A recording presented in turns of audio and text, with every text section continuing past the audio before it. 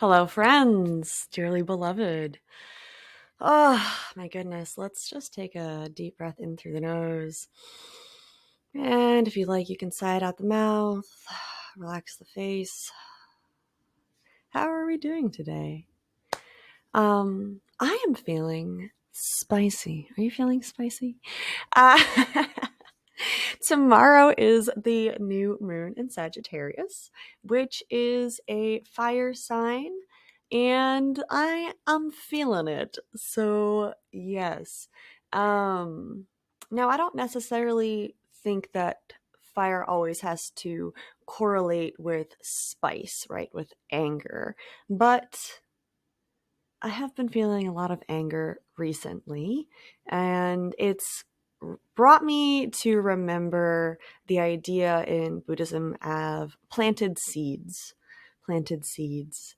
So, all these different karmic seeds that are planted, as well as these emotions, right? And so, there's this idea that if we are getting angry, if we are able to get angry, it's only because we have the seed of anger within us, right? So, um, somewhere in us, we have not weeded out those angry roots. And to be real honest, I mean, honesty is important to me, honesty, truth, transparency, integrity. Those are like top values. Um, and I used to be pretty angry a lot. I was an angry child and adolescent and young adult.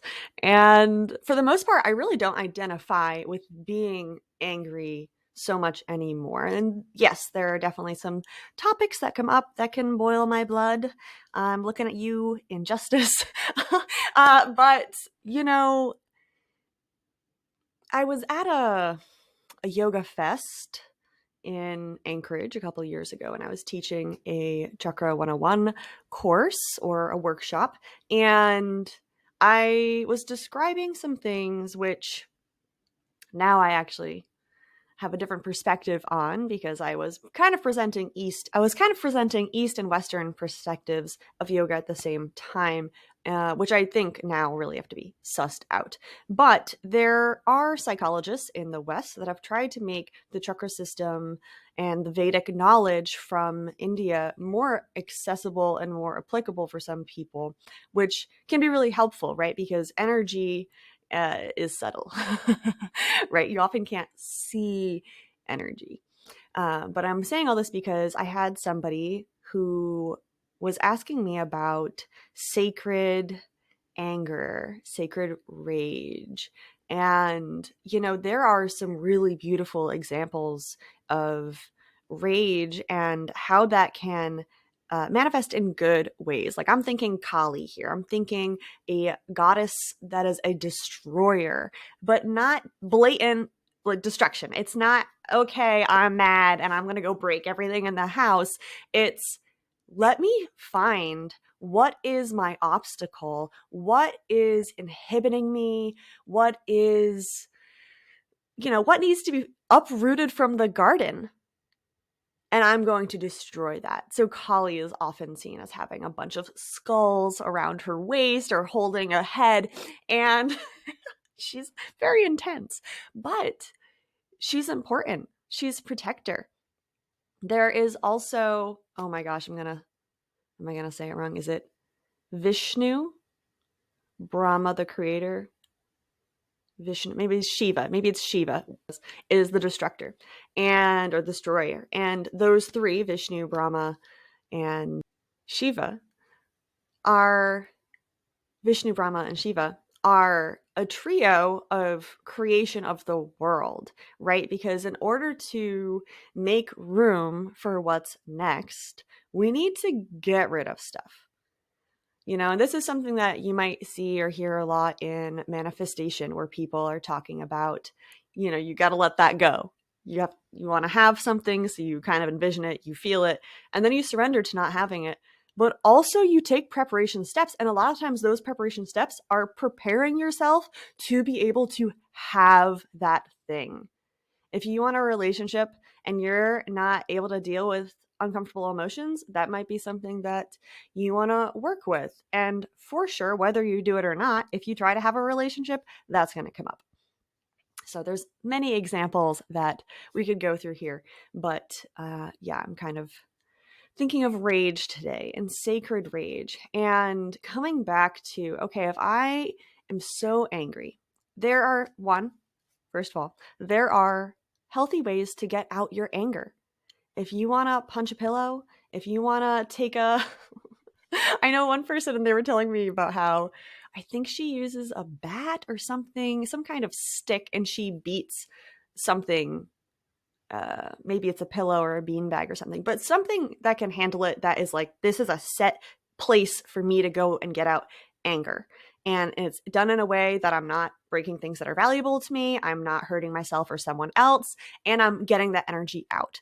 One way that I encourage is something I also encourage for grounding, which, both kind of necessary, bringing down that fire. Maybe, you're covering up the fire pit with dirt. You're like, oh my gosh, let's ground. Let's get all this fire put out.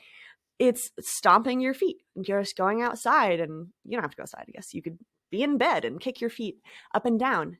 But there are ways that we can move this energy through our body. Even maybe just saying, ah, ah, ah.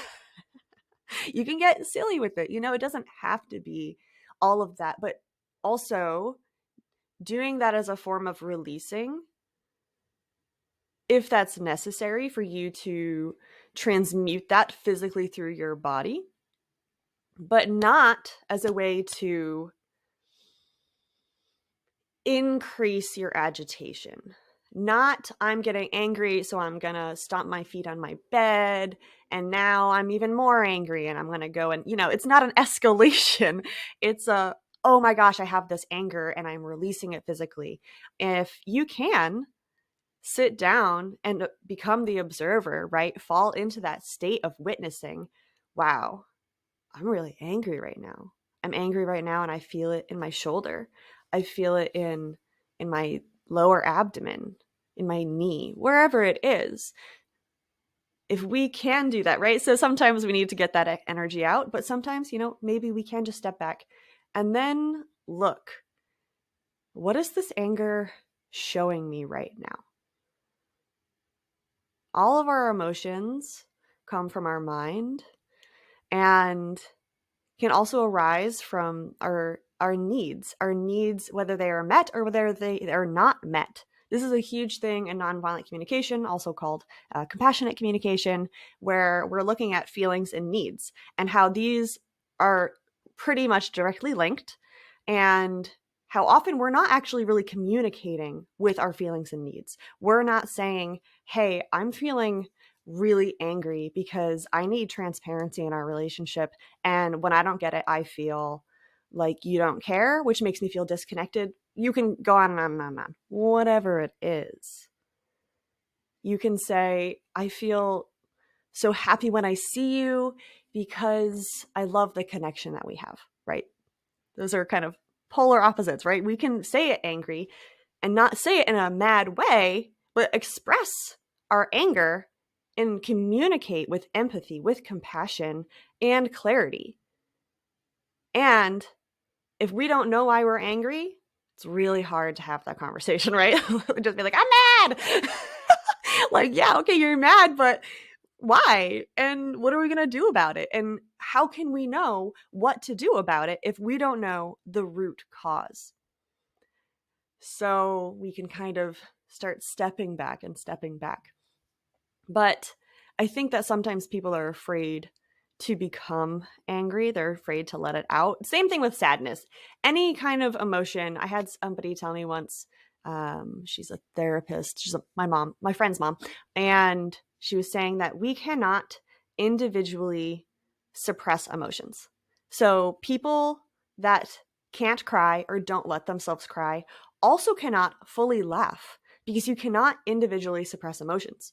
So when you don't let yourself be angry, don't let yourself be sad, don't let yourself XYZ, whatever it is. Oops, sorry. Can you hear that? It's my cacao. If you're not allowing yourself to truly express your full spectrum, that's the full spectrum, right? Like, you can't just turn down the dial on one thing. So are you really living in other areas? And are you having authentic relationships? Relationships that are real, that are deep, that are intimate. I know that authenticity is a big buzzword, it feels like these days, but what does it really mean? Let's actually ignore all that outside chatter. Let's ignore what other people are saying. Let's come into ourselves and say, okay, how am I feeling? Where do I think this feeling is in my body? Louise Hay has a wonderful book on, what is it, Heal Your Body, Heal Your Life, on looking at different body parts and physical pains, right? Doing this the opposite way, not saying, oh, I feel mad and let me check my elbow, but feeling like, oh, I have this, stiff neck, and then going and looking at, okay, this actually has a connection with how I'm feeling. And her book has affirmations too, so you can work on tapping or reciting or looking in the mirror, whatever your practice is to support yourself.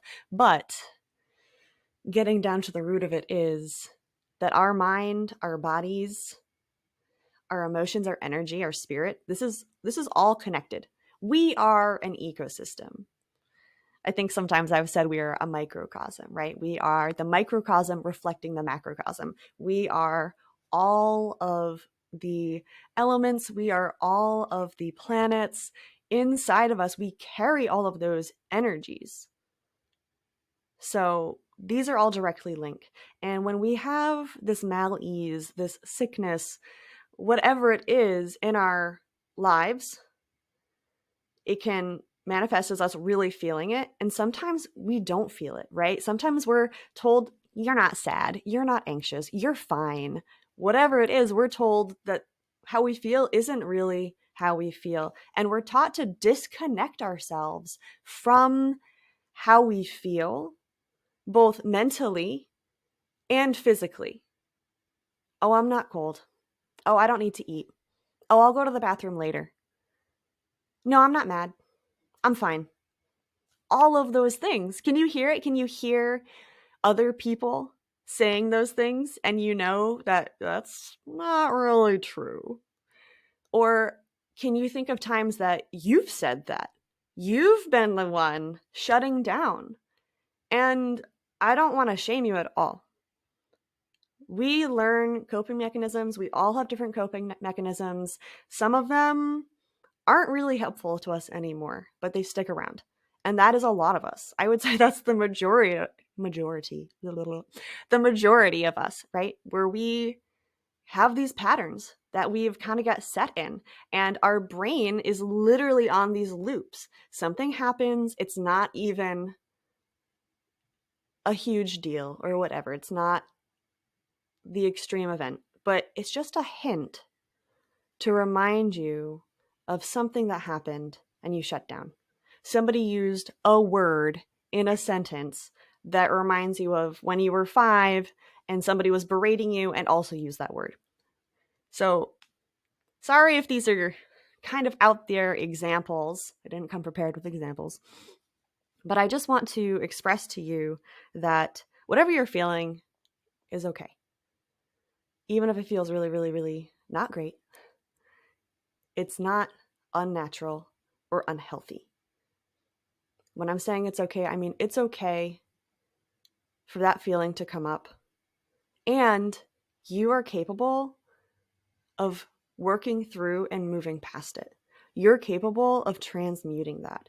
You're capable of stepping into your power, of changing your mind, changing your emotions, changing your life. I know some people don't really like the saying it's okay to not be okay, because they're like, well, I'm not okay and I'm suffering, so this doesn't feel okay. And I understand that for sure. If you are not okay, if you're having those feelings that are really difficult, whether it's anger, whether it's grief, whatever it is that does not feel good, that feels heavy and depleting, yes, please seek out support. You are not alone. You do not have to be alone. There are people out there who want to support you. You are lovable. You are worthy. You are deserving. And everything's impermanent. These feelings will go. Sometimes it doesn't feel like they're going to go, but to me, that's what I believe is kind of behind the it's okay to not be okay. And the more important part that I think is it's okay to not be okay is actually saying it's socially acceptable for you to admit to people that you're not doing well. That mental health stigma needs to not be stigmatized, needs to be normalized. And what a beautiful society if we could actually feel our feelings. How much quicker would we be able to transmute those feelings to say, okay, I'm feeling angry. Now I'm able to look at that and address it and move on. Now I'm no longer angry. I'm feeling content or neutral or sad or happy or whatever the next process is. But we're not taught to do that. And we're not in a society that really knows how to do that, that has examples of that. Pretty soon I'll be releasing a piece on the working title right now is Leaders of Peace or Peaceful Leaders. We'll see how it comes out. And it is an article. It's really more of a political statement that I want to make. But the essence of it is that we need to be the peaceful leaders because we are the example for others and we are also the example for ourselves. And when we do the thing, whatever it is, we are proving to ourselves that we can do it. We are building self-trust. We are also not self-abandoning. So it's okay to ask for support. It's as simple as saying, I'm suffering. Please help. And I know that whenever someone says simple, or often it's like, is it really that simple? I mean, it can be. What if you didn't think about you writing the words? What if you just copy and pasted? I need help. Can you come by? What if we didn't think about it? What if we didn't attach other thoughts and feelings to that, but instead we actually just sent out the help signal, the distress signal, the Batman signal? You could maybe just send a GIF to your friend of the Batman signal. Whatever it is, there are so many ways to communicate. But if you can be clear, if you can be direct, if you can be open and honest and transparent, I would really love to hear how your relationships change, how your life changes. And some of these changes might not feel great. I'm not going to lie to you. Some of them may not feel great. You may lose some people. And that's okay. The people that are right for you will be there. And the people that can't handle you actually telling your truth, whether that's anger, whether that's grief, whether that's I'm tired of people pleasing and I'm just not doing this anymore. This is actually how I feel. I know it can be scary, but you have the ability to self-soothe. If you don't feel you have the ability to self-soothe, you sure as heck can learn. And you're so capable. You're so powerful. So coming back to this seed of anger, seed of anger, seat of anger. We plant seeds in the garden where we want things to grow, where we want to nurture that. We sit in the garden. We sit in meditation. Yes, there are many other ways to be in a garden or to meditate. But there's this stillness essence of being planted when you sit, when you put a seed in the ground. And what are we watering? So as I've been angry, I've been thinking about the situation I'm angry about and all sorts of wild things that I would like to say. And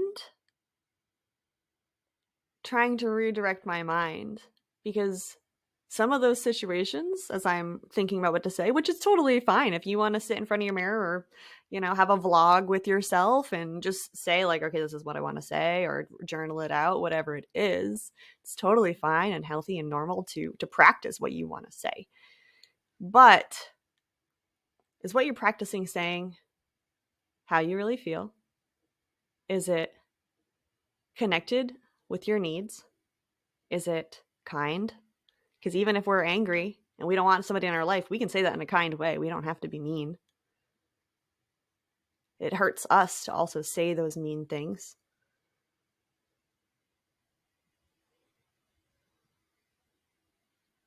And also, are we feeding into that fire? Are we doing that stomping and creating a bigger fire rather than stomping the fire out? Are we practicing things that I'm going to say, and then worst case scenario, they're going to do this, they're going to say that, whatever it is? Are we bringing our mind into a space where we don't want to be, that doesn't feel good? Can we shift that to what's the best case scenario? Even if the best case scenario doesn't feel great to you. Maybe it's the end of a relationship. Maybe it's that you walk away from a job offer or a housing situation or anything. It could be that things don't move forward in the direction that you thought it would. Let's invoke pronoia. If you haven't heard it, oh my gosh, what's her name? Carly something. Hey, baby girl. That's my sign. I gotta wrap this up. Baby girl's coming over here. Hey. We'll post it in a link below. But she has a song called Pronoia in her lyrics. It's the opposite of paranoia. It's the belief that the world, the universe, conspires in your favor. So when we're reciting, when we're rehearsing, can we shift our mind away from what we don't want, away from our fears, and towards what we want? And maybe we can take a step back and say, all I really want is to get this off my chest. And perhaps you don't even need to have a conversation with somebody. You can just journal it out to yourself, set that on fire, and flush it down the toilet, and be like, all with proper safety handling of fire. But there are many ways for us to work through these big emotions. So that is what I wanted to share with you today. Would love to talk to you about any of this if you're interested, whether it's anger or working on nonviolent / compassionate communication, right? Communicating with empathy, communicating feelings and needs, whether you are looking for ways to work things out of your body. I would love to talk to you. I just last night, I did it like 3 hours ago. What am I talking about? This morning, I hosted a mindful morning, as I'm doing. It's 7 a.m. Alaska time. It's a 30-minute class. This morning we worked on legs, because Sagittarius rules legs, and the full moon in Sagittarius is tomorrow. And kind of like trying to build that heat in our body in ways that are also grounding. So that is available in the library if you're interested in that, or if you'd like to join next week. I'd love to see you. And if you are a magical woman who would love to join a moon circle, I'm meeting online tomorrow, Thursday, May 23rd. If you're looking for any of these things, or you want more information about circles, about classes, if you're interested in one-on-one support, whether that is yoga and meditation, or mudra therapy, working with our hands and our energy directly, or even a tarot reading, let me know. Or all of it's available at seekthemountains.com. And if you have questions, I'm here. Reach out. Comment. Send a message. And is there anything else? Oh my gosh, before I forget, if you haven't checked it out yet, Smut. Sex, Magic, Underworld Talk. by Emily Iris is a new podcast. I was recently interviewed on it with her, talking about glamour magic. If you are interested in ways to embody, that doesn't have to be expensive, it can be free, it can be fun. But if you would like to embody certain energies, whether that is joy, anger, or anything in between, that is out now, and you will also find the link below. Okay, that's all I have. Drink water, take a deep breath, go outside, shake out the body, and have a wonderful day. You're awesome. Ciao.